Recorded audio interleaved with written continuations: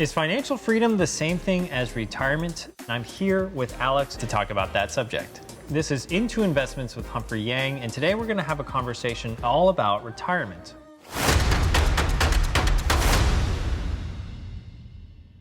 Alex. Hi. Tell me a little bit about yourself, when you got into investing, how long have you been investing? So I guess the first thing I did to invest was almost 10 years ago, maybe like 2013-ish. I was making a decent amount of money at the time, and I was gonna have a pretty big tax liability, and I was like, okay, I don't wanna give the government that much money. So I took about $900 and I put it into an IRA, but I haven't done anything with that since. So, and it makes like nothing. I think it makes like a cent a year. And this year I had met some people, some friends that were into cryptocurrency.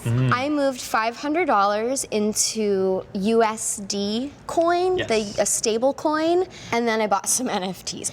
Now I'm about to turn 40 this year.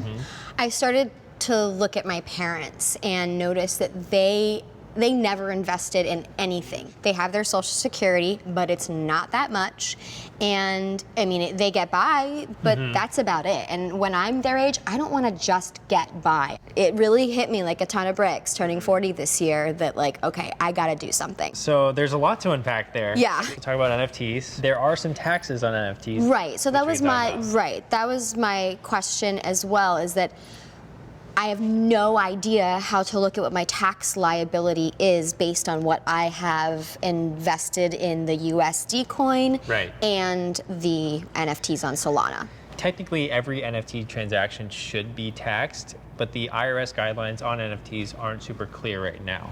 So all we have right now are your brokerage transactions. And if you have thousands of those, it can be a hassle to basically import and file your taxes for that, unless you use like a platform like TurboTax. It has like an auto importer where you can import like 4,000 crypto transactions, and it's like completely easy to use. Now, if you don't have that, then it becomes a lot harder to file your taxes, especially for cryptocurrency. Wow, we're like in a whole new world. It's a whole new world. Fascinating. But I remember you said you had $1,500 in your IRA, but it's just sitting there.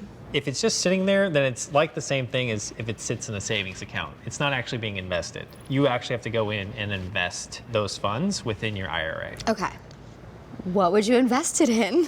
Great question. So it depends on how risky you are. So tell me a little bit more about your risk profile. I feel like I guess I don't know enough about investing to know how risky of an investor I am or not. But I err on the side of caution with most things in my life, I feel like. So maybe I'm a bit more of a cautious investor. It's interesting you say that you're cautious as an investor. However, you invest in some crypto and your NFTs. Almost sounds like a similar amount that's in your IRA. Yeah. I would actually consider you not so risk averse, but actually more on the risky side, because your actions are kind of dictating your risk profile. Now, if you want to be more conservative, you probably would not invest as heavily into cryptocurrency or NFTs, because they are a really volatile asset. If you're trying to invest for retirement, you might want to invest in index funds or ETFs within your IRA. So those are more diversified investments that will appreciate over time without taking on too much risk. And those are great investments for the really long term. So talking about that for a sec, you know, what does retirement look like to you? And like, do you know how much that would cost you?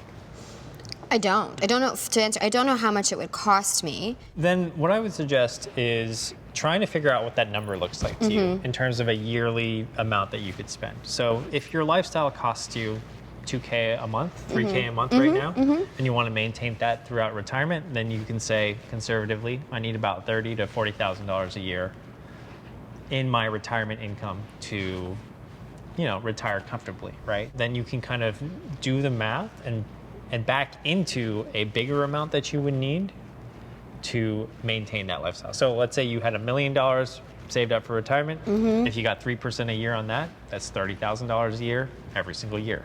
And 3% is a pretty achievable percentage. You know, the market returns about 8% a year on average. So if you had, you know, $500,000 invested at 8% a year, that's going to be $40,000 a year. It's all kind of just like a math problem. I know it kind of sounds... It does, and I was not the math kid in school at all.